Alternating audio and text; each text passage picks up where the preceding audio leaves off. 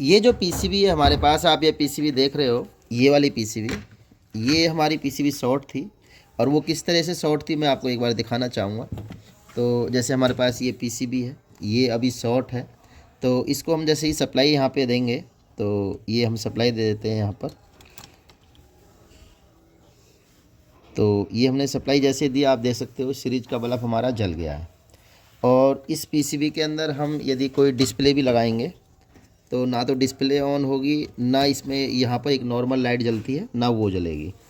तो जैसे आप देख सकते हो, ना तो इस डिस्प्ले के अंदर कुछ भी आपको दिखा हुआ नहीं मिल रहा होगा, क्योंकि सप्लाई हमारी शॉर्ट है और इस वजह से हमारी पीसीबी ये काम नहीं कर रही है।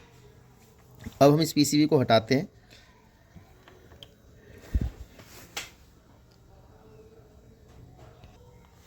तो इस पीसीबी से हम इसको, तो ये वाली पीसीबी मैं हटा देता हूँ। मैंने आपको अभी इसकी शॉर्टिंग दिखाई थी, तो उसी पीसीबी को ले आते हैं जो हमने पीसीबी इसको रिपेयर करा है।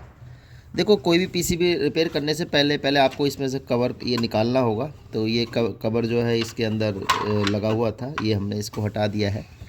और ये कैसे हटाते हैं ये भी मैं आपको एक वीडियो में बता दूंगा कि किस तरीके से हम इस कवर को प्यार से हटा सकते हैं।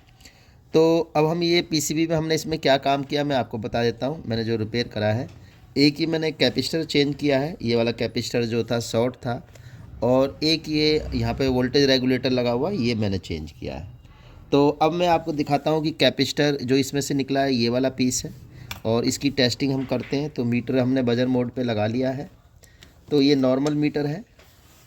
तो नॉर्मल मीटर से हम इसकी शॉर्टिंग चेक कर सकते हैं किसी भी कैपेसिटर की, लेकिन वो कितनी कैपेसिटी का कैपेसिटर है तो उसको नहीं जांचा जा सकता। जैसे आप देख सकते हो इस पर कोई भी रैपर नहीं है, तो ये कैपेसिटर कितने एमएफडी का है तो ये भी ये मीटर नहीं बताएगा।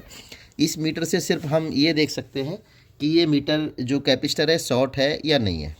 तो जैसे मैं यहाँ पे प्रोब लगाऊंगा तो आप देखोगे इसमें बजर की साउंड आ गई है।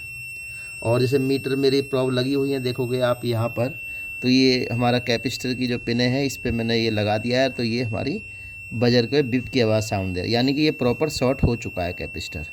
ओके कैपेसिटर कैसे होता है मैं आपको दिखाता हूँ। तो जैसे ये ओके कैपेसिटर है, तो मैं इसको यहाँ पे लगाऊंगा दोनों इस पर। तो जैसे आप देख सकते हो मीटर में रीडिंग आई और चली गई। तो इसका मतलब ये है कि ये कैपेसिटर ये शॉर्ट नहीं है। लेकिन इसको मैं दोबारा आपको एक बार और चेक कराऊंगा। तो इसकी पिन मैं शॉर्ट कर देता हूँ। तो यहाँ पे मैं रखूँगा इसको, आप एक बार मीटर में सही तरीके से इसको देखना रीडिंग। तो जैसे मैं इसमें आप देखोगे तो आते घन रीडिंग चली गई। इसका मतलब ये है कि ये कैपेसिटर शॉर्ट नहीं है।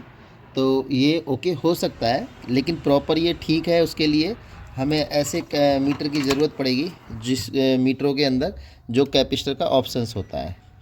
तो इस पे हम जो कैपेसिटर के ये जो हमारा ऑटो मोड है, जब हम इसको कैपेसिटर पे लगाते हैं तब इसकी ये जो प्रॉपर रीडिंग आती है। तो ये वाले मीटर इसमें, क्योंकि इसके अंदर क्या है कैपेसिटर का ऑप्शन दिया गया है।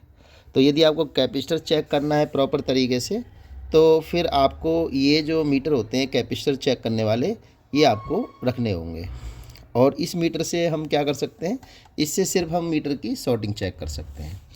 तो ये तो मैंने आपको बता दिया कि इसके अंदर एक हमारा ये वोल्टेज रेगुलेटर ख़राब था, ये हमने चेंज कर दिया है। और एक आप पीछे इसमें टाका देखोगे तो इसमें यहाँ पे टाका भी लगा हुआ है। लेकिन वोल्टेज रेगुलेटर क्या है, ये एसएमडी वोल्टेज रेगुलेटर है, ये 7805 है। इसके पीछे कोई टाका नहीं होता क्योंकि ये हमारा एसएमडी है बाहर की तरफ, क्योंकि 2 लेयर की पीसीबी है ये। और ये इन्वर्टर उसकी वॉशिंग मशीन की पीसीबी है। तो अब हम इसको चला के देखते हैं। तो सबसे पहले हम इसको कनेक्ट कर लेते हैं डिस्प्ले को। अब इसके अंदर हम सप्लाई देंगे।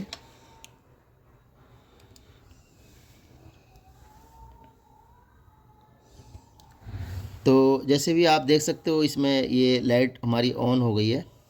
अब हम इस वॉशिंग मशीन की जो ये डिस्प्ले है इसको हम यहाँ से ऑन करेंगे। तो जैसे आप देख सकते हो ये वॉशिंग मशीन की डिस्प्ले भी हमारी ऑन हो गई है।